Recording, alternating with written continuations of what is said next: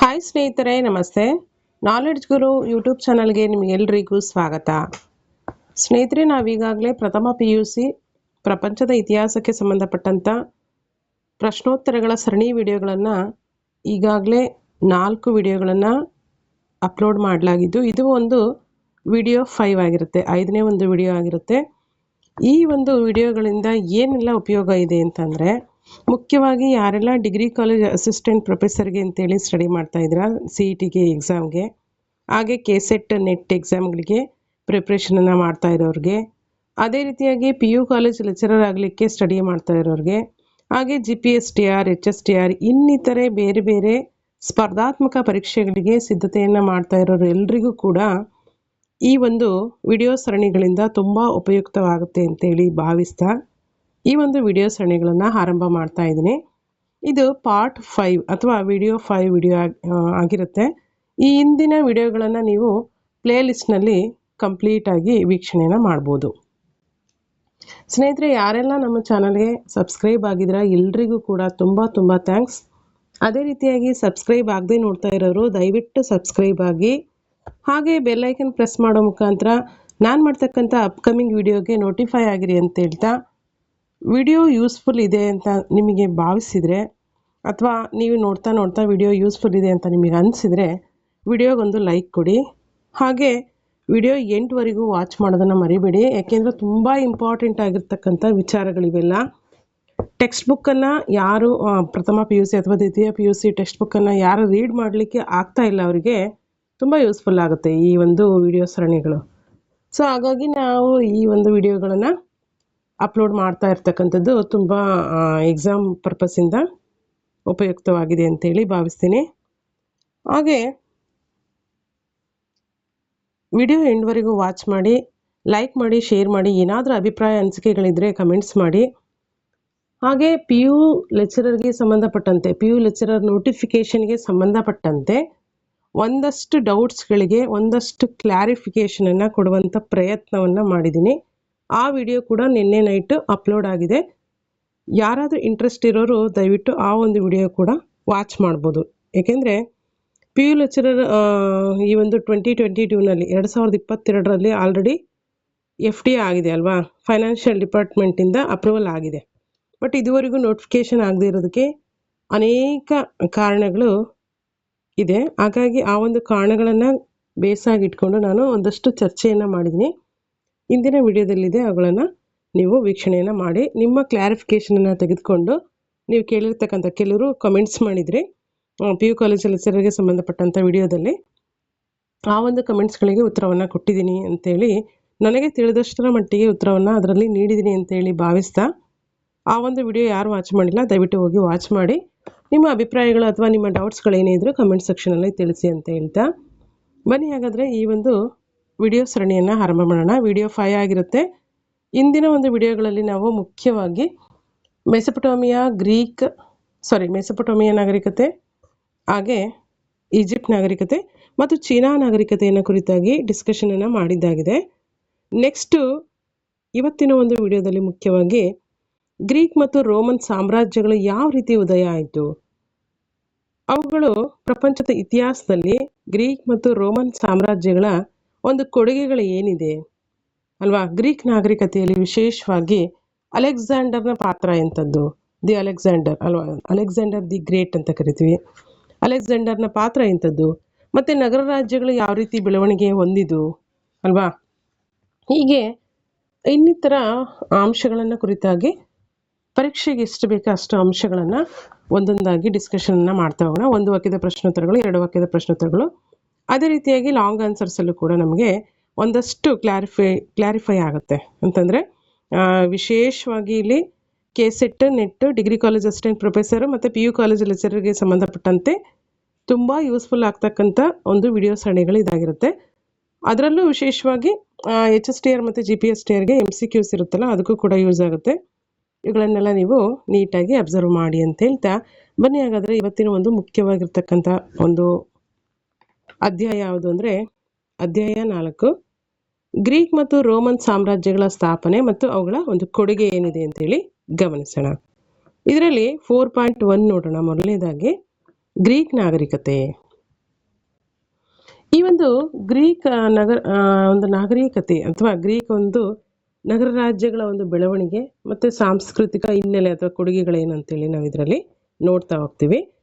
ಇಲ್ಲಿ ಒಂದಷ್ಟು ಇಂಟ್ರೊಡಕ್ಷನ್ ನೋಡೋದಾದ್ರೆ ಒಂದೆರಡು ಲೈನಲ್ಲಿ, ಯುರೋಪಿನಲ್ಲಿರ್ತಕ್ಕಂಥ ಎಲ್ಲ ನಾಗರಿಕತೆಗಳ ಉದಯ ಆಗಲಿಕ್ಕೆ ಮುಖ್ಯವಾಗಿ ಈ ಒಂದು ಗ್ರೀಕ್ ನಾಗರಿಕತೆಯ ಕೊಡುಗೆ ತುಂಬ ಅಮೂಲ್ಯವಾದುದು ಅಂತೇಳಿ ನಾವು ಹೇಳ್ಬೋದು. ಈ ಒಂದು ಗ್ರೀಕ್ ನಾಗರಿಕತೆಯ ಕೊಡುಗೆ ಆ ಎಲ್ಲ ನಾಗರಿಕತೆಗಳ ಉಗಮಕ್ಕೆ ಅಡಿಪಾಯವಾಗಿದೆ. ಅಷ್ಟೇ ಅಲ್ಲ, ಪ್ರಸಿದ್ಧ ಇತಿಹಾಸಕಾರನಾದಂತಹ ಯಾರು? ಪ್ರಸಿದ್ಧ ಇತಿಹಾಸಕಾರ ಆರ್ನಾಲ್ಡ್ ಟಾಯನ್ಬಿ ಅವರು ಏನು ಹೇಳ್ತಾರೆ? ಆರ್ನಾಲ್ಡ್ ಟಾಯನ್ಬಿ ಅವರ ಪ್ರಕಾರ ಏನು ಹೇಳ್ತಾರಪ್ಪ ಇವರು ಅಂತಂದರೆ, ತಾಯಿಯ ಗರ್ಭದಲ್ಲಿ ಮಗು ಬೆಳೆದ ಹಾಗೆ ಗ್ರೀಕ್ ಸಮಾಜದಲ್ಲಿ ಅಥವಾ ಗ್ರೀಕ್ ಸಮಾಜದ ಒಡಲಿನಲ್ಲಿ ಯುರೋಪಿನ ನಾಗರಿಕತೆಗಳು ಬೆಳೆದವು ಅಂಥೇಳಿ ಆರ್ನಾಲ್ಡ್ ಟಾಯನ್ಬಿ ಅವರು, ಪ್ರಸಿದ್ಧ ಇತಿಹಾಸಕಾರ ಇವರು ಆರ್ನಾಲ್ಡ್ ಟಾಯನ್ಬಿ ಅವರು ಹೇಳಿರ್ತಕ್ಕಂಥ ಒಂದು ವಾಕ್ಯವಾಗಿದೆ. ನೋಡಿ, ಈ ರೀತಿ ಇವರು ಹೇಳಿರ್ತಕ್ಕಂಥ ವಾಕ್ಯಗಳನ್ನು ಕೊಟ್ಟು ಇದು ಯಾರ ಒಂದು ಹೇಳಿಕೆ ಅಂತಲೂ ಕೇಳ್ಬೋದು MCQs ಅಲ್ಲಾದ್ರೂ, ಅಥವಾ ಅಸರ್ಷನ್ ಮತ್ತು ರೀಸನಲ್ಲೂ ಕೂಡ ಈ ಒಂದು ಹೇಳಿಕೆಗಳನ್ನು ಕೊಡ್ಬೋದು, ಅಥವಾ ಕನ್ಫ್ಯೂಷನ್ ಮಾಡಲಿಕ್ಕೆ ಬೇರೆ ಬೇರೆ ಇತಿಹಾಸಕಾರರು ಹೇಳಿರ್ತಕ್ಕಂಥ ಹೇಳಿಕೆ ಅಂತಲೂ ಕೂಡ ನೀಡ್ಬೋದು. ಸೊ ಹಾಗಾಗಿ ಗಮನಿಸಿ, ಆರ್ನಾಲ್ಡ್ ಟಾಯನ್ಬಿ ಅವರು ಈ ಒಂದು ನಾಗರಿಕತೆಗಳ ಬೆಳವಣಿಗೆಯನ್ನು ಕುರಿತಾಗಿ, ಅಂದರೆ ಗ್ರೀಕ್ ನಾಗರಿಕತೆ ಯಾವ ರೀತಿ ಬೇರೆ ಬೇರೆ ನಾಗರಿಕತೆಗಳ ಬೆಳವಣಿಗೆಗೆ ಅಡಿಪಾಯ ಆಗಿದೆ ಅಂತೇಳಿ ಹೇಳ್ತಾ ಇದ್ದಾರೆ. ತಾಯಿಯ ಗರ್ಭದಲ್ಲಿ ಮಗು ಯಾವ ರೀತಿ ಬೆಳೆಯುತ್ತೋ ಅದೇ ರೀತಿಯಾಗಿ ಗ್ರೀಕ್ ಸಮಾಜದ ಒಡಲಲ್ಲಿ ಯುರೋಪಿನ ನಾಗರಿಕತೆಗಳು ಬೆಳೆದವು ಅಂತೇಳಿ ಇವರು ಹೇಳ್ತಾ ಇದ್ದಾರೆ. ಸೊ ಹಾಗಾಗಿ ನಾವು ಇದರಲ್ಲೇ ಗಮನಿಸ್ಬೋದು, ಪ್ರಪಂಚದ ಒಂದು ಸಂಸ್ಕೃತಿಗೆ ಅಲ್ವಾ ಗ್ರೀಕರ ಕೊಡುಗೆ ಎಷ್ಟಿದೆ ಅಂತೇಳಿ ಇದರಿಂದ ನಮಗೆ ತಿಳಿದು ಬರ್ತದೆ. ಸೊ ಬನ್ನಿ ಹಾಗಾದರೆ ಒಂದು ವಾಕ್ಯದ ಪ್ರಶ್ನೋತ್ತರಗಳನ್ನು ನಾವು ಒಂದೊಂದಾಗಿ ನೋಡ್ತಾ ಹೋಗೋಣ. ಮೊದಲನೇದಾಗಿ ನೋಡಿ, ಯುರೋಪಿನ ಅತ್ಯಂತ ಪ್ರಾಚೀನ ನಾಗರಿಕತೆ ಯಾವುದು? ಯುರೋಪಿನ ಅತ್ಯಂತ ಪ್ರಾಚೀನ ನಾಗರಿಕತೆ ಗ್ರೀಕ್ ನಾಗರಿಕತೆಯಾಗಿದೆ. ಎರಡನೇ ಪ್ರಶ್ನೆ ನೋಡಿ, ಯಾವ ನದಿಯ ದಡದಲ್ಲಿ ಗ್ರೀಕ್ ನಾಗರಿಕತೆ ಅಭಿವೃದ್ಧಿ ಆಯಿತು? ಡ್ಯಾನ್ಯೂಬ್ ನದಿ ದಡದಲ್ಲಿ ಗ್ರೀಕ್ ನಾಗರಿಕತೆ ಬೆಳವಣಿಗೆ ಆಯಿತು. ಥರ್ಡ್ ಒನ್ ನೋಡಿ, ಎಲೆನಸ್ ಪದದ ಅರ್ಥವೇನು? ಎಲೆನಸ್ ಪದದ ಅರ್ಥ ಗ್ರೀಕ್ ಅಂದರೆ ಎಲೆನಸ್, ಅಥವಾ ಗ್ರೀಕರನ್ನ ಎಲೆನೆಸ್ ಅಂತೇಳಿ ಕರೀತಾರೆ.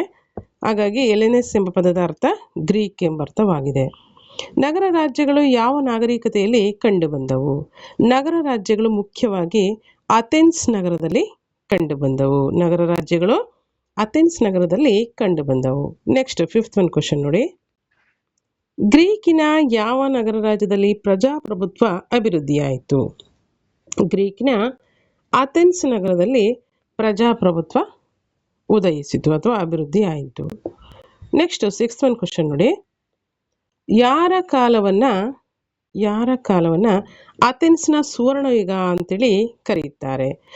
ಪೆರಿಕ್ಲೀನ್ ಕಾಲವನ್ನ ಅಥೆನ್ಸ್ನ ಸುವರ್ಣಯುಗ ಅಂತೇಳಿ ಕರೆಯುತ್ತಾರೆ. ನೆಕ್ಸ್ಟ್ ಸೆವೆಂತ್ ಒನ್ ಕ್ವಶನ್ ನೋಡಿ, ವೈದ್ಯ ವಿಜ್ಞಾನದ ಪಿತಾಮಹ ಎಂದು ಯಾರನ್ನ ಕರೆಯುತ್ತಾರೆ? ವೈದ್ಯ ವಿಜ್ಞಾನದ ಪಿತಾಮಹ ಅಂತೇಳಿ ಹಿಪ್ಪೋಕ್ರಾಟ್ಸ್ನನ್ನ ಕರೆಯುತ್ತಾರೆ. ಯಾರನ್ನ? ವೈದ್ಯ ವಿಜ್ಞಾನದ ಪಿತಾಮಹ ಅಂತೇಳಿ ಹಿಪ್ಪೋಕ್ರಾಟ್ಸ್ನನ್ನ ಕರೆಯುತ್ತಾರೆ. ನೆಕ್ಸ್ಟ್ ಏಟ್ತ್ ಒನ್ ಕ್ವಶನು, ಫೆಲೋಫೊನೇಷಿಯಾದ ಯುದ್ಧಗಳು ಯಾರ ಒಂದು ನಡುವೆ ನಡೆಯುತ್ತವೆ? ಈ ಒಂದು ಫೆಲೋಫೊನೇಷಿಯಾದ ಯುದ್ಧಗಳು ಯಾರ್ಯಾರ ಮಧ್ಯದಲ್ಲಿ ನಡೆಯುತ್ತವೆ? ಅಥೆನ್ಸ್ ಮತ್ತು ಸ್ಪಾರ್ಟಾದ ನಡುವೆ ಫೆಲೋಫೊನೇಷಿಯಾದ ಯುದ್ಧಗಳು ಜರುಗುತ್ತವೆ. ಯಾರ ನಡುವೆ? ಅಥೆನ್ಸ್ ಮತ್ತು ಸ್ಪಾರ್ಟಾದ ನಡುವೆ ಈ ಒಂದು ಫೆಲೋಫೊನೇಷಿಯನ್ ಯುದ್ಧಗಳು ನಡೆಯುತ್ತವೆ. ನೆಕ್ಸ್ಟ್ ನೈನ್ತ್ ಒನ್ ನೋಡಿ, ಪುರೂರವನನ್ನ ಅಲೆಕ್ಸಾಂಡರ್ ಯಾವ ಕದನದಲ್ಲಿ ಸೋಲಿಸಿದನು? ಪುರೂರವನನ್ನ, ಇದು ಇಂಪಾರ್ಟೆಂಟ್ ಪ್ರಶ್ನೆ ಅಲ್ವಾ, ವೆರಿ ವೆರಿ ಇಂಪಾರ್ಟೆಂಟ್ ಆಗಿರ್ತಕ್ಕಂಥ ಕ್ವಶನ್. ಇದು ಎಕ್ಸಾಮಲ್ಲಿ ರಿಪೀಟೆಡ್ ಕೂಡ ಆಗಿದೆ. ಪುರೂರವನನ್ನ ಅಲೆಕ್ಸಾಂಡರ್ ಐಡಸ್ಪಸ್ ಕದನದಲ್ಲಿ ಸೋಲಿಸಿದನು. ನೆಕ್ಸ್ಟ್ 10th ಒನ್ ನೋಡಿ, ಸೆಲ್ಯೂಕಸ್ನನ್ನ ಸೋಲಿಸಿದ ಭಾರತದ ದೊರೆ ಯಾರು? ಸೆಲ್ಯೂಕಸ್ನನ್ನ ಸೋಲಿಸಿದ ಭಾರತದ ದೊರೆ Chandragupta Maurya. Next 11th one question, Euripides ಯಾರು?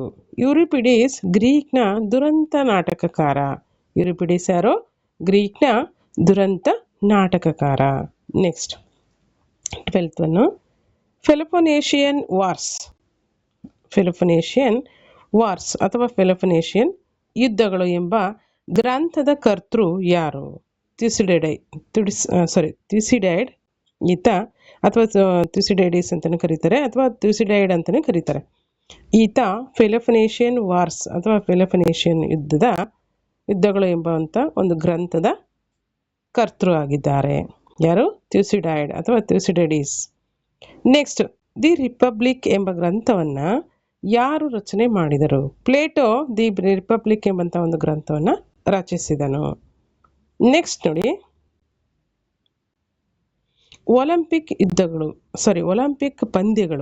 ಒಲಿಂಪಿಕ್ನ ಪಂದ್ಯಾವಳಿಗಳು ಯಾವ ವರ್ಷದಲ್ಲಿ ಆರಂಭವಾದವು? ಕ್ರಿಸ್ತಪೂರ್ವ 776ರಲ್ಲಿ ಗ್ರೀಕ್ನಲ್ಲಿ ಒಲಿಂಪಿಕ್ ಪಂದ್ಯಾವಳಿಗಳು ಆರಂಭವಾದಂಥ ಒಂದು ವರ್ಷವಾಗಿದೆ. ಎಷ್ಟು? ಕ್ರಿಸ್ತಪೂರ್ವ 776ರಲ್ಲಿ ಒಲಿಂಪಿಕ್ ಪಂದ್ಯಗಳು ಆರಂಭವಾದವು. ಇವಿಷ್ಟು ಒಂದು ವಾಕ್ಯದ ಪ್ರಶ್ನೋತ್ತರಗಳು. ಹಾಗೆ ನೋಡಿ, ನೆಕ್ಸ್ಟು 2 ವಾಕ್ಯ ಅಥವಾ 2 ಅಂಕದ ಪ್ರಶ್ನೋತ್ತರಗಳನ್ನು ಗಮನಿಸ್ತಾ ಹೋಗೋಣ. ಫಸ್ಟ್ ಒನ್ ನೋಡಿ, ಪ್ರಾಚೀನ ಗ್ರೀಕಿನ ಯಾವುದಾದ್ರೂ 2 ನಗರ ರಾಜ್ಯಗಳನ್ನು ತಿಳಿಸಿ. ಇವೆಲ್ಲ ಈಸಿ ಕ್ವಶನ್ನು. ಅಥೆನ್ಸ್ ಮತ್ತು ಸ್ಪಾರ್ಟಾ ಪ್ರಾಚೀನ ಗ್ರೀಕಿನ 2 ನಗರ ರಾಜ್ಯಗಳಾಗಿದೆ. ಸೆಕೆಂಡ್ ಒನ್ನು, ಸೋಲಾನ್ ಪರಿಚಯಿಸಿದ 2 ಸುಧಾರಣೆಗಳನ್ನು ತಿಳಿಸಿ.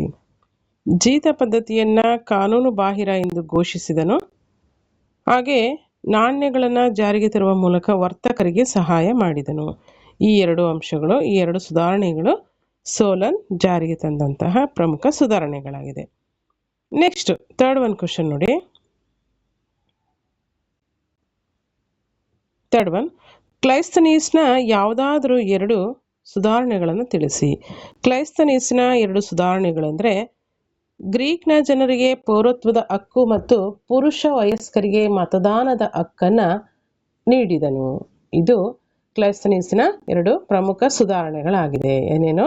ಗ್ರೀಕ್ನ ಜನರಿಗೆ ಪೌರತ್ವದ ಹಕ್ಕನ್ನು ನೀಡಿರುವಂಥದ್ದು, ಹಾಗೆ ಪುರುಷ ವಯಸ್ಕರಿಗೆ ಮತದಾನದ ಹಕ್ಕನ್ನು ನೀಡಿರ್ತಕ್ಕಂಥದ್ದು ಕ್ಲೈಸ್ತನೀಸನ 2 ಸಾಧನೆಗಳು ಅಥವಾ ಸುಧಾರಣೆಗಳು. ನೆಕ್ಸ್ಟ್ ಫೋರ್ತ್ ಒನ್ ಕ್ವಶನ್ನು, ಪಾರ್ಥೆನಾನ್ ದೇವಾಲಯ ಎಲ್ಲಿದೆ ಮತ್ತು ಅದನ್ನು ಯಾರು ನಿರ್ಮಾಣ ಮಾಡಿದರು? ಪಾರ್ಥೆನಾನ್ ದೇವಾಲಯವು ಅಥೆನ್ಸ್ನಲ್ಲಿ ಕಂಡು ಬರ್ತದೆ. ಅದನ್ನು ನಿರ್ಮಾಣ ಮಾಡಿದವರು ಪೆರಿಕ್ಲೀನ್. ನೆಕ್ಸ್ಟ್ ನೋಡಿ, ಫಿಫ್ತ್ ಒನ್ ಕ್ವಶನು, ಪೆರಿಕ್ಲೀಸ್ ಕಾಲದ ಯಾರಾದರೂ 2 ಶ್ರೇಷ್ಠ ನಾಟಕಕಾರರನ್ನು ಹೆಸರಿಸಿ.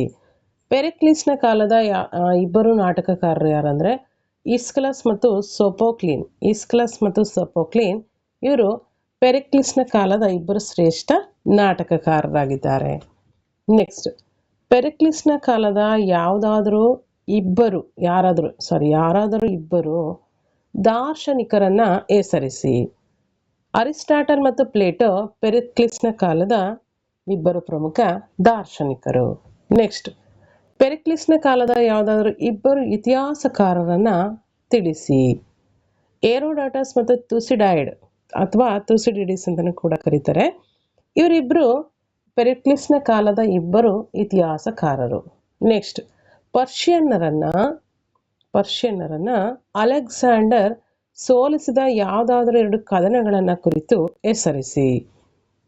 ಗ್ರಾನಿಕಸ್ ಮತ್ತು ಹರಾಬೆಲ್ ಇವು ಪರ್ಷಿಯನ್ನರನ್ನ ಅಲೆಕ್ಸಾಂಡರ್ ಸೋಲಿಸಿದ 2 ಪ್ರಮುಖ ಕದನಗಳಾಗಿವೆ. ನೆಕ್ಸ್ಟ್ ನೋಡಿ, 9th ಒನ್, ಹೋಮರ್ನ 2 ಕೃತಿಗಳು ಯಾವುದು? ಇದು ಇಂಪಾರ್ಟೆಂಟ್.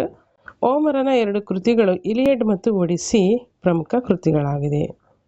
10th ಒನ್, ಗ್ರೀಕ್ ನಾಗರಿಕತೆಯ 2 ಭಾವಗೀತೆ ಕವಿಗಳನ್ನು ಹೆಸರಿಸಿ. ಗ್ರೀಕ್ ನಾಗರಿಕತೆಯ 2 ಭಾವಗೀತೆಯ ಕವಿಗಳೆಂದರೆ ಪಿಂಡರ್ ಮತ್ತು ಸ್ಯಾಪೋ. ಇವರು ಗ್ರೀಕ್ ನಾಗರಿಕತೆಯ ಭಾವಗೀತೆಯ ಕವಿಗಳಾಗಿದ್ದಾರೆ. ನೆಕ್ಸ್ಟ್ 11th ಒನ್, ಈಸ್ಕಲಸ್ನ 2 ಕೃತಿಗಳನ್ನು ಹೆಸರಿಸಿ. ಪ್ರೊಮೋಥೇನ್ ಬೌಂಡ್ ಮತ್ತು ಅಗಮೆಮ್ನನ್. ಪ್ರೊಮೋಥೇಸ್ ಬೌಂಡ್ ಮತ್ತು ಆಗಮೆನ್ಸನ್. ಇದು ಆಗಮೆನ್ನನ್ ಇದು ಈಸ್ಕಲಸ್ನ ಇವೆರಡು ಪ್ರಮುಖವಾಗಿರ್ತಕ್ಕಂಥ ಕೃತಿಗಳಾಗಿದೆ. ನೆಕ್ಸ್ಟ್, ಸೋಫೋಕ್ಲಿಸ್ನ ಯಾವುದಾದ್ರೂ 2 ಕೃತಿಗಳನ್ನು ತಿಳಿಸಿ. ಇಡಿಪಸ್ ರೆಕ್ಸ್ ಮತ್ತು ಆಂಟಿಗೋನ್.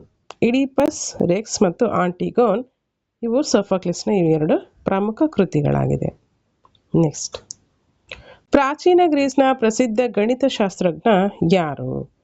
ಪ್ರಾಚೀನ ಗ್ರೀಸಿನ ಪ್ರಮುಖ ಗಣಿತಶಾಸ್ತ್ರಜ್ಞ ಪೈಥಾಗೊರಸ್ ಮತ್ತು ಯೂಕ್ಲಿಡ್. ಪೈಥಾಗೊರಸ್ ಮತ್ತು ಯೂಕ್ಲಿಡ್ ಇವರು ಪ್ರಾಚೀನ ಗ್ರೀಸ್ನ ಪ್ರಸಿದ್ಧ ಗಣಿತಶಾಸ್ತ್ರಜ್ಞರು. 14th ಒನ್, ಪ್ರಾಚೀನ ಗ್ರೀಸ್ನ ಯಾವುದಾದ್ರೂ 2 ವಾಸ್ತುಶಿಲ್ಪ ಶೈಲಿಗಳನ್ನು ಹೆಸರಿಸಿ. ಡೋರಿಕ್ ಮತ್ತು ಅಯೋನಿಕ್.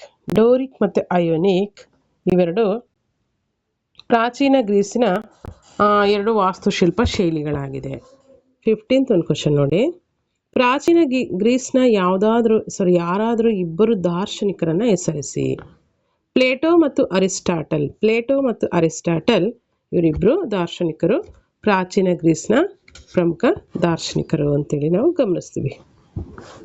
ನೆಕ್ಸ್ಟ್,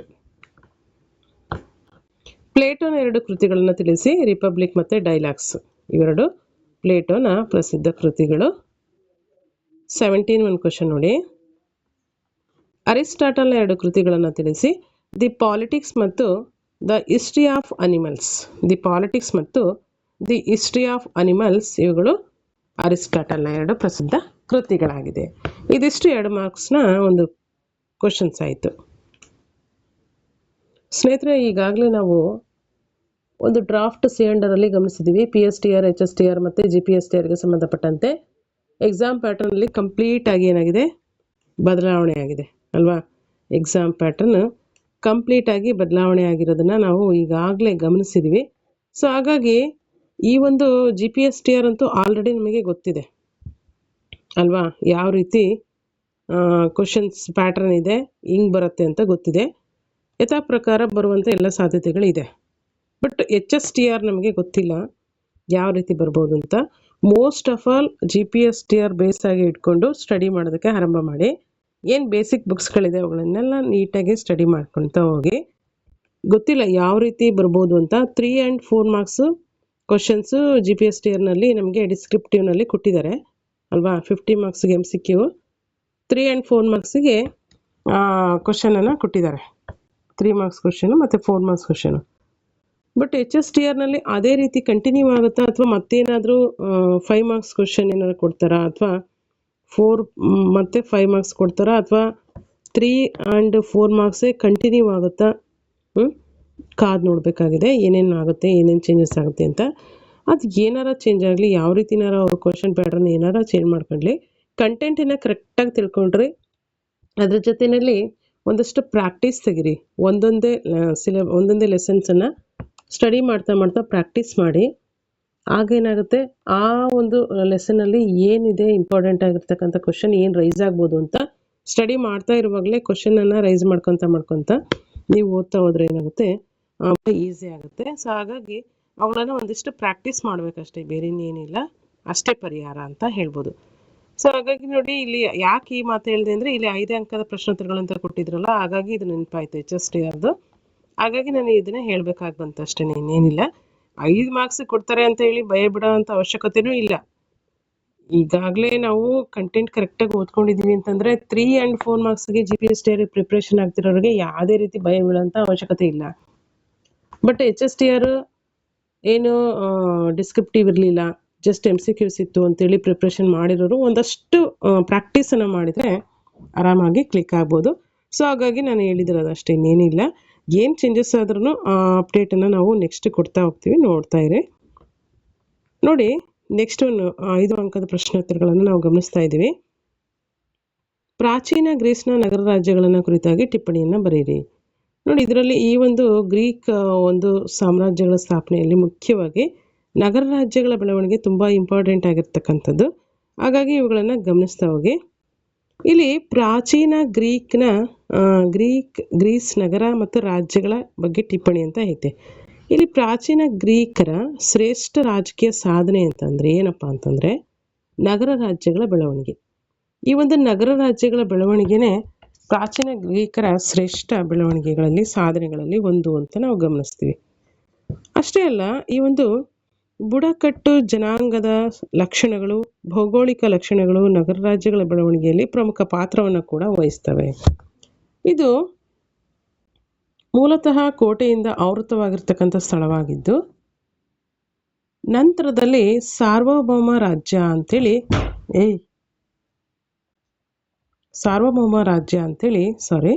ಇಲ್ಲಿ ನಾವು ಕರೆಯಲ್ಪಟ್ಟಿದೆ ಅಂತ ನಾವು ಗಮನಿಸ್ತೀವಿ. ಇವುಗಳು ಮುಂದೆ ಏನಾಗುತ್ತೆ, ಕೋಟೆ, ನಗರ ಮತ್ತು ಸುತ್ತಮುತ್ತಲಿನ ಹಳ್ಳಿಗಳಿಂದ ಒಳಗೊಂಡಿದೆ. ಇದು ಮೂಲತಃ ಯಾವ ರೀತಿ ಇದೆ, ಗ್ರೀಕ್ನ ಒಂದು ನಗರ ರಾಜ್ಯ ಕೋಟೆಯಿಂದ ಆವೃತವಾಗಿದ್ದು ಅನಂತರ ಸಾರ್ವಭೌಮ ರಾಜ್ಯ ಅಂತೇಳಿ ಕರೆಯಲ್ಪಟ್ಟಿದೆ. ಇವುಗಳು ಕೋಟೆ, ನಗರ ಮತ್ತು ಸುತ್ತಮುತ್ತಲಿನ ಹಳ್ಳಿಗಳಿಂದ ಒಳಗೊಂಡಿರೋದನ್ನು ನಾವು ಗಮನಿಸ್ತೀವಿ.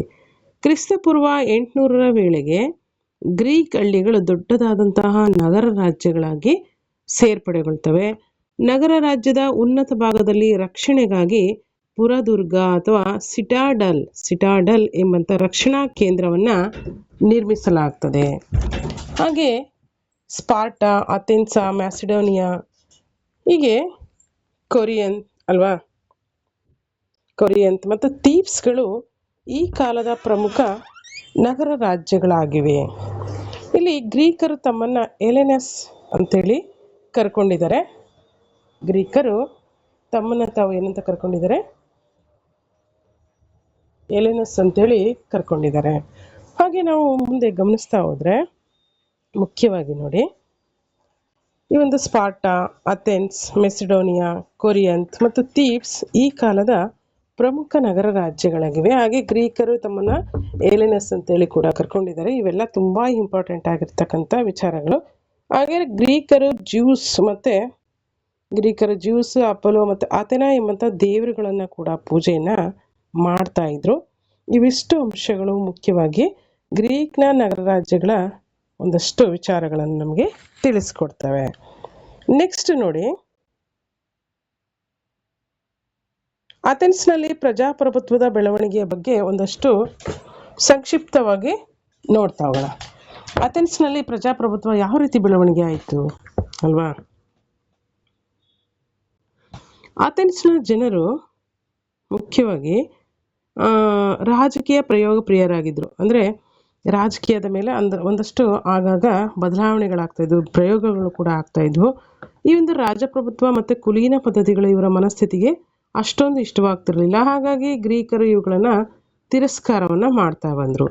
ಫೈನಲಿ ಏನಾಯಿತು, ಇವರ ಒಂದು ಪ್ರಬುದ್ಧ ಶಾಸನ ಕರ್ತೃಗಳಾಗಿರ್ತಕ್ಕಂಥ ಡ್ರಾಕೋ, ಸೋಲನ್ ಹಾಗೂ ಕ್ರೈಸ್ತನೀಸರ ಕೊಡುಗೆಗಳಿಂದಾಗಿ ಅಥೆನ್ಸ್ನಲ್ಲಿ ಪ್ರಜಾಪ್ರಭುತ್ವ ಜನ್ಮವನ್ನು ತಾಳ್ತದೆ. ಇಲ್ಲಿ ಪ್ರಜಾಪ್ರಭುತ್ವ ಜನ್ಮವನ್ನು ತಾಳುತ್ತೆ ಅಥೆನ್ಸ್ನಲ್ಲಿ. ಯಾರ ಒಂದು ಕೊಡುಗೆಗಳಿಂದ? ಡ್ರಾಕೋ, ಸೋಲನ್ ಮತ್ತು ಕ್ರೈಸ್ತನೀಸರ ಕೊಡುಗೆಗಳಿಂದಾಗಿ ಅಥೆನ್ಸ್ನಲ್ಲಿ ಪ್ರಜಾಪ್ರಭುತ್ವ ಜನ್ಮ ತಾಳುತ್ತೆ. ಇಲ್ಲಿ ಅಥೆನ್ಸ್ ಜನರು ರಾಜಕೀಯ ಪ್ರಯೋಗ ಪ್ರಿಯರಾಗಿದ್ದು ಅವರು ಯಾವಾಗಲೂ ಕೂಡ ರಾಜಪ್ರಭುತ್ವ ಮತ್ತು ಕುಲೀನ ಪದ್ಧತಿಗಳನ್ನು ಏನು ಮಾಡ್ತಾ ಇದ್ರು, ವಿರೋಧಿಸ್ತಾ ಇದ್ರು. ಅವ್ರ ಮನಸ್ಸಿಗೆ ಇವುಗಳೆಲ್ಲ ಕಿರಿಕಿರಿ ಆಗ್ತಾ ಇತ್ತು. ಸೊ ಹಾಗಾಗಿ ಗ್ರೀಕರು ಇವುಗಳನ್ನು ತಿರಸ್ಕಾರ ಮಾಡಿ ಫೈನಲ್ ಆಗಿ ಏನು ಮಾಡ್ತಾರೆ, ಅವರೇ ಪ್ರಬುದ್ಧವಾಗಿರ್ತಕ್ಕಂಥ ಶಾಸನಗಳನ್ನು ಆರಂಭ ಮಾಡ್ತಾರೆ. ಅಂದರೆ ಶಾಸನಗಳ ಒಂದು ಕರ್ತೃಗಳಾಗಿರ್ತಕ್ಕಂಥ ಡ್ರಾಕೋ, ಸೋಲನ್ ಮತ್ತು ಕ್ರೈಸ್ತನೀಸರ ಕೊಡುಗೆಗಳಿಂದಾಗಿ, ವಿಚಾರಧಾರೆಗಳಿಂದಾಗಿ ಅಥೆನ್ಸ್ನಲ್ಲಿ ಏನಾಗುತ್ತೆ, ಪ್ರಭುತ್ವ ಜನ್ಮವನ್ನು ತಾಳ್ತದೆ. ಹಾಗಾದರೆ ಡ್ರಾಕೋನ ಒಂದು ಕೊಡುಗೆ ಏನಿದೆ ಪ್ರಜಾಪ್ರಭುತ್ವಕ್ಕೆ ಅಲ್ವಾ?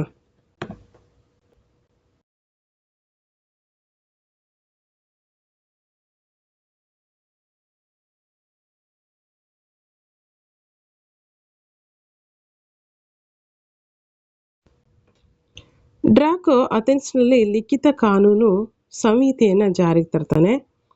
ಅಷ್ಟೇ ಅಲ್ಲ,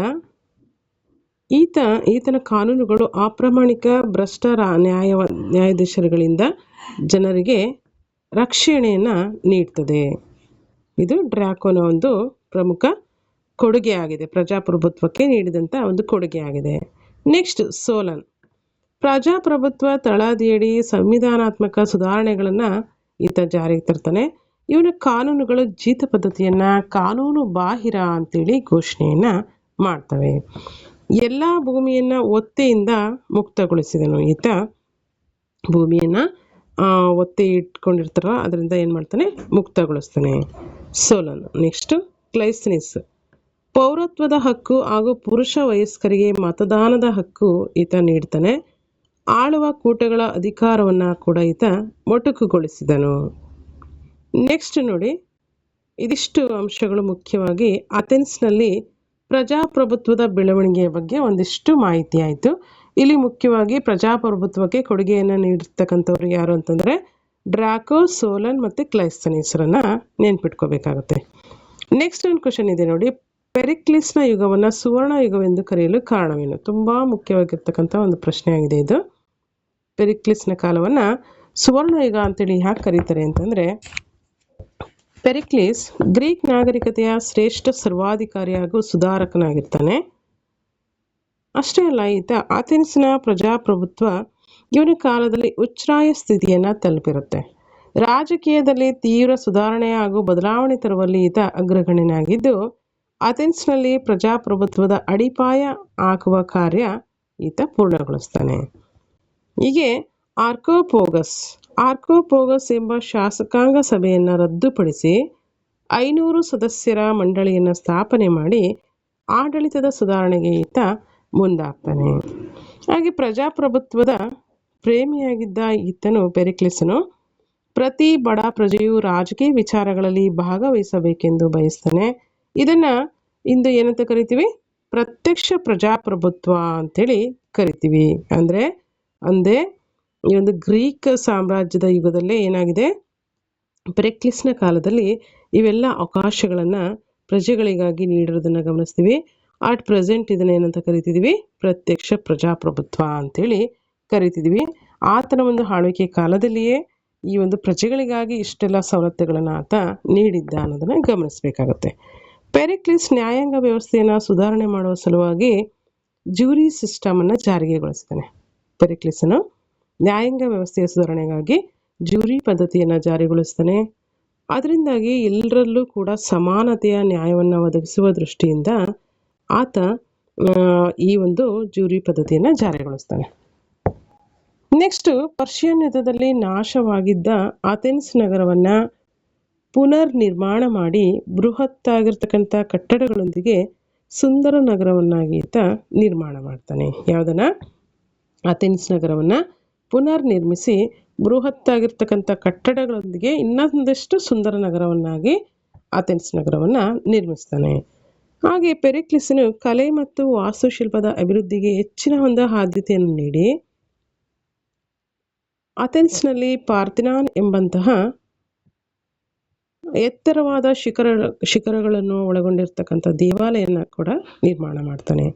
ಪೆರಿಕ್ಲಿಸ್ನ ಕಾಲವು ಎಲ್ಲ ರಂಗಗಳಲ್ಲಿ ಅಭಿವೃದ್ಧಿಯನ್ನು ಕಂಡಿದ್ದರಿಂದ ಇವನ ಒಂದು ಕಾಲವನ್ನು ಸ್ಕೂಲ್ ಆಫ್ ಎಲಾಸ್ ಅಥವಾ ಈ ಒಂದು ಸುವರ್ಣ ಯುಗ ಅಂತೇಳಿ ಕರೆಯುತ್ತೇವೆ. ಇದಿಷ್ಟು ಅಂಶಗಳು ಮುಖ್ಯವಾಗಿ ಪೆರಿಕ್ಲಿಸ್ನ ಯುಗವನ್ನು ಯಾಕಾಗಿ ಸುವರ್ಣ ಯುಗ ಅಂತೇಳಿ ಕರೀತಾರೆ ಅನ್ನೋದಕ್ಕೆ ಒಂದಷ್ಟು ಕಾರಣಗಳಾಯಿತು.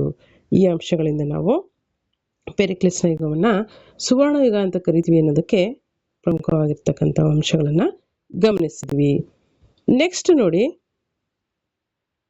ಸಾಹಿತ್ಯ ಕ್ಷೇತ್ರಕ್ಕೆ ಗ್ರೀಕರ ಕೊಡುಗೆಗಳು. ಸಾಹಿತ್ಯ ಕ್ಷೇತ್ರಕ್ಕೆ ಗ್ರೀಕರು ಮಹಾನ್ ಕೊಡುಗೆಗಳನ್ನು ನೀಡಿದ್ದು, ಮಹಾಕಾವ್ಯಗಳು, ಪದ್ಯ, ನಾಟಕ, ಇತಿಹಾಸಗಳಿಗೆ ಅವರು ತಮ್ಮದೇ ಆಗಿರ್ತಕ್ಕಂಥ ಕೊಡುಗೆಗಳನ್ನು ನೀಡಿರುತ್ತಾರೆ. ಹಾಗೆ ನಾವು ಈ ಒಂದು ಗ್ರೀಕರ ಕೊಡುಗೆಗಳಲ್ಲಿ ಮುಖ್ಯವಾಗಿ ನಾವು ಗಮನಿಸ್ತಾ ಹೋದರೆ ಪ್ರಮುಖ ಕವಿಗಳು ಹಾಗೂ ಅವರ ಕೃತಿಗಳನ್ನು ನೋಡಿ. ಇಲ್ಲಿ ಓಮರ್ ಬರೆದಂತಹ ಇಲಿಯಡ್ ಮತ್ತು ಒಡಿಸ್ಸಿ ಎಂಬಂತಹ ಕೃತಿಗಳು, ಓಮರ್ ರಚನೆ ಮಾಡಿರ್ತಕ್ಕಂಥ ಇಲಿಯಡ್ ಮತ್ತು ಒಡಿಸ್ಸಿ ಎಂಬಂತಹ ಕೃತಿಗಳು, ಈಸ್ಕಿಲೆಸ್ ಬರೆದಂತಹ ಯಾವುದು ಪ್ರೆಮೋತಸ್, ಬೌಂಡ್ ಮತ್ತು ಅಗಾಮೆಮ್ನಾನ್. ನೆಕ್ಸ್ಟು ಸೊಫೋಕ್ಲಿಸ್ನ ಈಡಿಪಸ್ ರಕ್ಸ್ ಮತ್ತು ಆಂಟಿಗೋನ್. ನಾಲ್ಕನೇದಾಗಿ ಯುರಿಪಿಡ್ನ ಟ್ರೋಜನ್ ವಿಮೆನ್. ಐದನೇದಾಗಿ ಎರಡಟಸ್ ರಚನೆ ಮಾಡಿರ್ತಕ್ಕಂತಹ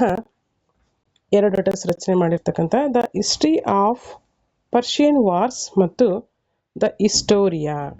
ಎರಡಟಸ್ನ ಪ್ರಮುಖ ಕೃತಿಗಳು ಯಾವುದು? The history of Persian wars ಮತ್ತು ದ ಹಿಸ್ಟೋರಿಯಾ ಎರಡರಸ್ನ ಪ್ರಮುಖ ಕೃತಿಗಳಾಗಿದೆ. ನೆಕ್ಸ್ಟ್ ಥ್ಯೂಸಿಡೈಡ್ನ ಪ್ರಮುಖ ಕೃತಿ ಯಾವುದು ಅಂತಂದರೆ ದಿ ಪೆಲೋಪೊನೇಷಿಯನ್ ವಾರ್ಸ್.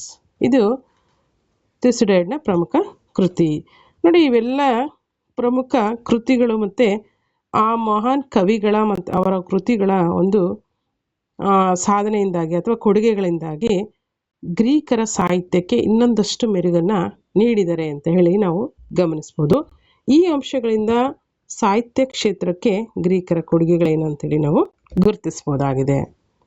ನೆಕ್ಸ್ಟ್ ನೋಡಿ, ವಿಜ್ಞಾನ ಕ್ಷೇತ್ರಕ್ಕೆ ಗ್ರೀಕರ ಕೊಡುಗೆಗಳು. ವಿಜ್ಞಾನ ಕ್ಷೇತ್ರಕ್ಕೆ ಗ್ರೀಕರು ಏನು ಕೊಡುಗೆಗಳನ್ನು ನೀಡಿದ್ದಾರೆ ಅಂತಂದರೆ, ಮುಖ್ಯವಾಗಿ ಇಲ್ಲಿ ಅರಿಸ್ಟಾಟಲ್ ನೈಸರ್ಗಿಕ ವಿಜ್ಞಾನಕ್ಕೆ ಅಡಿಪಾಯವನ್ನು ಹಾಕಿದಂಥ ಕೀರ್ತಿ ಅರಿಸ್ಟಾಟಲ್ನಿಗೆ ಸಲ್ತದೆ. ಇವನ ವಿದ್ಯಾರ್ಥಿಯಾಗಿರ್ತಕ್ಕಂತಹ ಥಿಯೋಪೆಸ್ಟಾಸ್, ಇವನ ವಿದ್ಯಾರ್ಥಿಯಾರು ಅರಿಸ್ಟಾಟಲ್ನ ವಿದ್ಯಾರ್ಥಿ ಥಿಯೋಪೆಸ್ಟಾಸ್ ಸಸ್ಯಶಾಸ್ತ್ರವನ್ನು ಗುರುತಿಸಲ್ಪಟ್ಟ ವಿಜ್ಞಾನವಾಗಿ ಈತ ನೆಲೆಗೊಳಿಸಿದನು. ಹಿಪ್ಪೋಕ್ರಟಸ್ ಆಧುನಿಕ ವೈದ್ಯಶಾಸ್ತ್ರಕ್ಕೆ ಬುನಾದಿಯನ್ನು ಹಾಕಿದಂಥ ಕೀರ್ತಿ ಹಿಪ್ಪೋಕ್ರಟಸ್ನಿಗೆ ಸಲ್ತದೆ. ಇವನನ್ನು ವೈದ್ಯಶಾಸ್ತ್ರದ ಪಿತಾಮಹ ಅಂತೇಳಿ ಕರೆಯುತ್ತಾರೆ. ಇವನು ಏರೋಪಿಲಸ್ನನ್ನು ಅಂಗಶಾಸ್ತ್ರ ಅನಂತರದಲ್ಲಿ ನೋಡಿ, ಏರೋಪಿಲಸ್ನ ಎಂಬಂಥವನು ಅಂಗಶಾಸ್ತ್ರದ ಪಿತಾಮಹ ಅಂತೇಳಿ ಕರೆಯಲಾಗ್ತದೆ. ಹಿಪ್ಪೋಕ್ರಟಸ್ ಆಧುನಿಕ ವೈದ್ಯಶಾಸ್ತ್ರಕ್ಕೆ ಭದ್ರ ಬುನಾದಿಯನ್ನು ಹಾಕಿದ್ರಿಂದ ಈತನನ್ನು ವೈದ್ಯಶಾಸ್ತ್ರದ ಪಿತಾಮಹ ಅಂತೇಳಿ ಕರಿತೀವಿ. ಹಾಗೆ ಏರೋಪಿಲಸ್ನನ್ನು ಏನಂತ ಕರೀತಾರೆ, ಅಂಗಶಾಸ್ತ್ರದ ಪಿತಾಮಹ ಅಂತೇಳಿ ಕರೀತಾರೆ. ನೆಕ್ಸ್ಟ್ ನೋಡಿ, ಟಾಲೆಮಿ ಸೌರಮಂಡಲಕ್ಕೆ ಭೂಮಿಯೇ ಕೇಂದ್ರ ಅಂತೇಳಿ ಕೇಂದ್ರ ಬಿಂದು ಅಂತೇಳಿ ನಂಬಿದ್ದನು. ಯಾರು? ಟಾಲೆಮಿ ಸೌರಮಂಡಲಕ್ಕೆ ಭೂಮಿಯೇ ಕೇಂದ್ರ ಬಿಂದು ಅಂತೇಳಿ ನಂಬಿದ್ದನು. ಹಾಗೆ ಭೂಮಿ ಮತ್ತು ಇತರ ಗ್ರಹಗಳು ಸೂರ್ಯನ ಸುತ್ತ ಸುತ್ತುತ್ತವೆ ಎಂಬಂಥ ಒಂದು ಸಿದ್ಧಾಂತವನ್ನು ಅರಿಸ್ಟಾಟಲ್ ಮಂಡನೆಯನ್ನು ಮಾಡಿದನು. ನೆಕ್ಸ್ಟ್ ನೋಡಿ, ಇರಾಟೋಸ್ತನೀಸ್ ಈತ ಪ್ರಪಂಚದ ಭೂಪಟವನ್ನು ನಿಖರವಾಗಿ ತಯಾರು ಮಾಡಿದವರಲ್ಲಿ ಪ್ರಥಮ. ಅಂದರೆ ಮೊಟ್ಟ ಮೊದಲ ಬಾರಿಗೆ ಪ್ರಪಂಚದ ಭೂಪಟವನ್ನು ನಿಖರವಾಗಿ ತಯಾರಿಸಿದವರಲ್ಲಿ ಇರಾಟೋಸ್ತನೀಸ್ ಪ್ರಥಮ ವ್ಯಕ್ತಿಯಾಗಿದ್ದಾನೆ. ನೆಕ್ಸ್ಟ್ ಪೈಥಾಗೋರಸ್ ಮತ್ತು ಯೂಕ್ಲಿಡರು. ಇವರು ಯಾವ ಕ್ಷೇತ್ರದಲ್ಲಿ? ಗಣಿತ ಕ್ಷೇತ್ರಕ್ಕೆ ತಮ್ಮದೇ ಆಗಿರ್ತಕ್ಕಂಥ ಕೊಡುಗೆಗಳನ್ನು ನೀಡಿದ್ದಾರೆ. ಸೊ ಇದಿಷ್ಟು ಸ್ನೇಹಿತರೆ ಮುಖ್ಯವಾಗಿ ವೈಜ್ಞಾನಿಕ ಕ್ಷೇತ್ರಕ್ಕೆ ಗ್ರೀಕರ ಕೊಡುಗೆಗಳೇನು ಅಂತೇಳಿ ನಾವು ಗಮನಿಸಿದ್ವಿ. ನೆಕ್ಸ್ಟ್ ನೋಡಿ, ಕಲೆ ಮತ್ತು ವಾಸ್ತುಶಿಲ್ಪ ಕ್ಷೇತ್ರಕ್ಕೆ ಗ್ರೀಕರು ನೀಡಿದಂಥ ಕೊಡುಗೆಗಳು ಏನಿದೆ ಅಲ್ವಾ? ಇಲ್ಲಿ ಆರಂಭದಲ್ಲಿ ಗ್ರೀಕರು ದೇವಾಲಯಗಳನ್ನು ಮರವನ್ನು ಬಳಸಿ ಮುಖ್ಯವಾಗಿ ನಿರ್ಮಾಣ ಮಾಡ್ತಾ ಇದ್ರು. ಅನಂತರದಲ್ಲಿ ಏನಾಯಿತು, ಸುಟ್ಟ ಇಟ್ಟಿಗೆಗಳನ್ನು, ಅಮೃತ ಶಿಲೆಗಳನ್ನು ಬಳಕೆ ಮಾಡಿ ದೇವಾಲಯಗಳನ್ನು ನಿರ್ಮಾಣ ಮಾಡೋದಕ್ಕೆ ಆರಂಭಿಸಿದ್ರು. ಇದು ಒಂದು ಉನ್ನತ ಮಟ್ಟದ ಒಂದು ಬೆಳವಣಿಗೆ ಆಯಿತು. ಅಂದರೆ ಒಂದಷ್ಟು ಬದಲಾವಣೆಗಳಿಗೆ ಒಳಪಟ್ಟಿದೆ ಅಂತೇಳಿ ನಾವು ಗಮನಿಸ್ತೀವಿ. ಅಂದರೆ ದೇವಾಲಯ ನಿರ್ಮಾಣ ಮಾಡೋ ಕಲೆಯಲ್ಲಿ ಮೊದಲು ಮರವನ್ನು ಬಳಕೆಯನ್ನು ಮಾಡ್ತಿದ್ರು, ಅನಂತರದಲ್ಲಿ ಸುಟ್ಟ ಇಟ್ಟಿಗೆಗಳನ್ನು ಬಳಕೆ ಮಾಡಿದರು. ಅನಂತರ ಮುಂದುವರೆದಂತೆ ಏನಾಯಿತು, ಅಮೃತ ಶಿಲೆಗಳನ್ನು ಕೂಡ ಬಳಕೆ ಮಾಡಿದ್ದನ್ನು ಗಮನಿಸ್ತೀವಿ. ನೆಕ್ಸ್ಟ್ ನೋಡಿ, ಗ್ರೀಕರ 3 ಪ್ರಸಿದ್ಧ ವಾಸ್ತುಶಿಲ್ಪ ಲಕ್ಷಣಗಳು ಏನಿದೆ ಅಂತೇಳಿ ನೋಡಿದರೆ ಅಯೋನಿಕ್, ಡೋನಿಕ್ ಮತ್ತು ಕೊರಿಂಥಿಯನ್. ಗ್ರೀಕರ ಪ್ರಸಿದ್ಧ ವಾಸ್ತುಶಿಲ್ಪ ಲಕ್ಷಣಗಳು ಅಂತಂದರೆ ಅಯೋನಿಕ್, ಡೋನಿಕ್ ಮತ್ತು ಕೊರಿಂಥಿಯನ್. ಇವುಗಳು ಪ್ರಮುಖ ಗ್ರೀಕರ ವಾಸ್ತುಶಿಲ್ಪದ ಲಕ್ಷಣಗಳಾಗಿವೆ. ನೆಕ್ಸ್ಟ್ ನೋಡಿ, ನೆಕ್ಸ್ಟ್ ಒನ್, ಪೆರಿಕ್ಲೇನ್ ತನ್ನ ಕಾಲದಲ್ಲಿ ಆಕ್ಟಿನಸ್ ಎಂಬಂತಹ ಪ್ರಸಿದ್ಧ ಶಿಲ್ಪಿಯ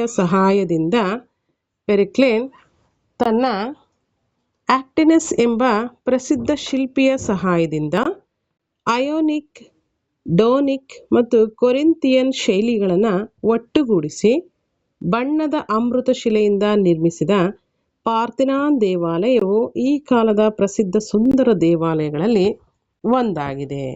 ನೋಡಿ, ಇಲ್ಲಿ ನಾವು ಮುಖ್ಯವಾಗಿ ಇವರ ಕಾಲದ ಪ್ರಮುಖ ವಾಸ್ತುಶಿಲ್ಪ ಶೈಲಿ ಲಕ್ಷಣಗಳೇನಪ್ಪ ಅಂದರೆ ಅಯೋನಿಕ್, ಡೋನಿಕ್ ಮತ್ತು ಕೊರಿಂಥಿಯನ್ ಅಂತ ಗಮನಿಸಿದ್ವಿ. ಈ ಒಂದು 3 ಶೈಲಿಗಳನ್ನು ಬಳಕೆ ಮಾಡಿಕೊಂಡು ಯಾರು ಪೆರಿಕ್ಲೇನ್ ತನ್ನ ಕಾಲದಲ್ಲಿ ಆಕ್ಟಿನಸ್ ಎಂಬ ಪ್ರಸಿದ್ಧ ಶಿಲ್ಪಿಯನ್ನ ಸಹಾಯಕ್ಕೆ ತೆಗೆದುಕೊಂಡು ಅಯೋನಿಕ್, ಡೋನಿಕ್ ಮತ್ತು ಕೊರಿಂಥಿಯನ್ ಶೈಲಿಗಳನ್ನು ಒಟ್ಟುಗೂಡಿಸಿ ಒಂದು ಬಣ್ಣದ ಅಮೃತ ಶಿಲೆಗಳಿಂದ ಪಾರ್ಥೆನಾನ್ ದೇವಾಲಯವನ್ನು ನಿರ್ಮಾಣ ಮಾಡಿದಂಥ ಕೀರ್ತಿ ಪೆರಿಕ್ಲೇನ್ಗೆ ಸಲ್ತದೆ. ನೆಕ್ಸ್ಟು, ಪ್ರಾಚೀನ ಕಾಲದಲ್ಲಿ ಗ್ರೀಕರ ಪ್ರಭಾವದಿಂದಾಗಿ ಏನಾಯಿತು, ಗಾಂಧಾರ ಕಲೆ ಉದಯವಾಗುತ್ತದೆ ಅಲ್ವಾ. ಪ್ರಾಚೀನ ಕಾಲದಲ್ಲಿ, ಪ್ರಾಚೀನ ಭಾರತದಲ್ಲಿ ಗ್ರೀಕರ ಒಂದು ಪ್ರಭಾವದಿಂದಾಗಿ ಗಾಂಧಾರ ಕಲೆ ಉದಯಿಸ್ತದೆ. ಗ್ರೀಕರು ಶಿಲ್ಪಕಲೆಯಲ್ಲಿ ಮಾನವ ಮೌಲ್ಯಗಳಾಗಿರ್ತಕ್ಕಂತಹ ಸೌಂದರ್ಯ, ಶೌರ್ಯ ಮುಂತಾದವುಗಳನ್ನು ಅಭಿವೃದ್ಧಿಪಡಿಸ್ತಾರೆ. ದೇವರುಗಳನ್ನು ಸಹ ಅವರು ಮಾನವರಂತೆ ಬಿಂಬಿಸೋದಕ್ಕೆ ಆರಂಭ ಮಾಡ್ತಾರೆ. ಇದು ಯಾರಿಂದ ಆರಂಭ ಆಗುತ್ತೆ? ಗಾಂಧಾರ ಕಲೆ ಗ್ರೀಕರಿಂದ ಆರಂಭ ಆಗುತ್ತೆ. ಇದರಲ್ಲಿ ಬೆಸ್ಟ್ ಎಕ್ಸಾಂಪಲ್ ಅಂದರೆ ಬುದ್ಧನನ್ನು ಏನು ಮಾಡ್ತಾರೆ, ಅವರು ತುಂಬ ವೈವಿಧ್ಯಮಯವಾದಂಥ ರೀತಿಯಲ್ಲಿ ಬಿಂಬಿಸಿರೋದನ್ನು ನಾವು ಗ್ರೀಕರ ಗಾಂಧಾರ ಕಲೆಯಲ್ಲಿ ಗಮನಿಸ್ತೀವಿ. ನೆಕ್ಸ್ಟ್ ನೋಡಿ, ಮೈರಾನ್ ಹಾಗೂ ಪಿಡಿಯಾಸ್ ಪ್ರಸಿದ್ಧ ಶಿಲ್ಪಿಗಳಾಗಿರ್ತಾರೆ. ಯಾರಲ್ಲಿ? ಗ್ರೀಕರ ಕಾಲದ ಪ್ರಸಿದ್ಧ ಶಿಲ್ಪಿಗಳು ಯಾರಂದರೆ ಮೈರಾನ್ ಮತ್ತು ಪಿಡಿಯಾಸ್ ಎಂಬಂಥ ಶಿಲ್ಪಿಗಳು. ಗ್ರೀಕರು ಊದಾನಿಗಳ ಮೇಲೆ ಚಿತ್ರವನ್ನು ಬಿಡಿಸಿ ಬಣ್ಣ ಹಾಕೋದ್ರಲ್ಲೂ ಕೂಡ ತುಂಬ ಎಕ್ಸ್ಪರ್ಟ್ಸ್ ಆಗಿರ್ತಾರೆ. ಸೊ ಇದಿಷ್ಟು ಪ್ರಮುಖವಾಗಿ ಗ್ರೀಕರು ಕಲೆ ಮತ್ತು ವಾಸ್ತುಶಿಲ್ಪ ಕ್ಷೇತ್ರಕ್ಕೆ ನೀಡಿರ್ತಕ್ಕಂಥ ಪ್ರಮುಖ ಕೊಡುಗೆಗಳಾಗಿದೆ. ನೆಕ್ಸ್ಟ್ ನೋಡಿ, ಪ್ರಾಚೀನ ಗ್ರೀಸ್ನ ಧಾರ್ಮಿಕ ವ್ಯವಸ್ಥೆ ಯಾವ ರೀತಿ ಇತ್ತು ಅಲ್ವಾ. ವಿಶ್ವದ ಬೇರೆ ಜನರಿಗಿಂತ ಗ್ರೀಕರ ಧಾರ್ಮಿಕ ನಂಬಿಕೆ ಸಂಪ್ರದಾಯ ತುಂಬ ವಿಭಿನ್ನವಾಗಿ ಇತ್ತು. ದೇವರಲ್ಲಿ ಇವರಿಗೆ ನಂಬಿಕೆ ಇರಲಿಲ್ಲ, ವಿಶೇಷ ಇದು. ಆದರೆ ಶಕ್ತಿಶಾಲಿ ಮತ್ತು ಸ್ಫುರದ್ರೂಪಿ ಪುರುಷರನ್ನು ಇವರು ಹೆಚ್ಚಿನದಾಗಿ ವೈಭವೀಕರಣ ಮಾಡ್ತಾಯಿದ್ರು. ಬೆಸ್ಟ್ ಎಕ್ಸಾಂಪಲ್ ಅಂದರೆ ನಾನು ಈಗಾಗಲೇ ಹೇಳಿದ್ನಲ್ಲ, ಬುದ್ಧನನ್ನು ತುಂಬ ವೈಭವೀಕರಿಸಿ ಅಲ್ವಾ, ಅವರು ಈ ಒಂದು ಗಾಂಧಾರ ಕಲೆಯಲ್ಲಿ ನಾವು ಗಮನಿಸ್ತೀವಿ, ಚಿತ್ರಿಸಿರೋದನ್ನು ವೈಭವೀಕರಿಸಿ ಬುದ್ಧನನ್ನು ಗಾಂಧಾರ ಕಲೆಯಲ್ಲಿ ಚಿತ್ರಿಸಿರೋದನ್ನು ಗಮನಿಸ್ತೀವಿ. ಹಾಗಾಗಿ ಇವರು ದೇವರನ್ನು ಹೆಚ್ಚಿನದಾಗಿ ನಂಬ್ತಾ ಇರಲಿಲ್ಲ, ನಂಬಿಕೆನೂ ಸಹಿತ ಇರಲಿಲ್ಲ. ಇವರು ಶಕ್ತಿಶಾಲಿ ಮತ್ತು ಸ್ಫುರದ್ರೂಪಿ ಪುರುಷರನ್ನು ಹೆಚ್ಚಿನದಾಗಿ ವೈಭವೀಕರಿಸ್ತಾ ಇದ್ರು. 12 ಒಲಿಂಪಿಯನ್ ಗ್ರೀಕರ ದೇವರುಗಳು ಇವರಲ್ಲಿ 3 ಪ್ರಮುಖರಾಗಿರ್ತಾರೆ. 12 ಒಲಿಂಪಿಯನ್ ಗ್ರೀಕರ ದೇವರುಗಳು ಪ್ರಮುಖ. ಅದರಲ್ಲಿ ಇಂಪಾರ್ಟೆಂಟ್ ಯಾರಂದರೆ 3 ಪ್ರಮುಖರಾಗಿದ್ದು ಜಿಯಾಸ್, ಅಪೋಲೋ ಮತ್ತು ಅಥೆನಾ. ಜಿಯಾಸ್, ಅಪೋಲೋ ಮತ್ತು ಅಥೆನಾ 12 ಒಲಿಂಪಿಯನ್ ಗ್ರೀಕ್ ದೇವತೆಗಳಲ್ಲಿ ಪ್ರಮುಖವಾಗಿರ್ತಕ್ಕಂಥ ದೇವತೆಗಳು. ಒಲಂಪಸ್ ಪರ್ವತ ಇವರ ಒಂದು ಆವಾಸ ಸ್ಥಾನವಾಗಿತ್ತು. ಯಾವ ಪರ್ವತ? ಒಲಂಪಸ್ ಎಂಬಂಥ ಒಂದು ಪರ್ವತ ಇವರ ಆವಾಸ ಸ್ಥಾನವಾಗಿತ್ತು. ನೆಕ್ಸ್ಟ್ ನೋಡಿ, ಗ್ರೀಕ್ನಲ್ಲಿ ಕ್ರಿಸ್ತಪೂರ್ವ 776ರಲ್ಲಿ ಒಲಿಂಪಿಕ್ ಹಬ್ಬದಾಚರಣೆ ರೂಢಿಯಲ್ಲಿರುತ್ತೆ. ಅಂದರೆ ಇವಾಗೇನು ಅಟ್ ಪ್ರೆಸೆಂಟ್ ಕೂಡ ನಾವು ಗಮನಿಸ್ತೀವಲ್ವಾ ಒಲಿಂಪಿಕ್ ಕ್ರೀಡೆಗಳನ್ನು.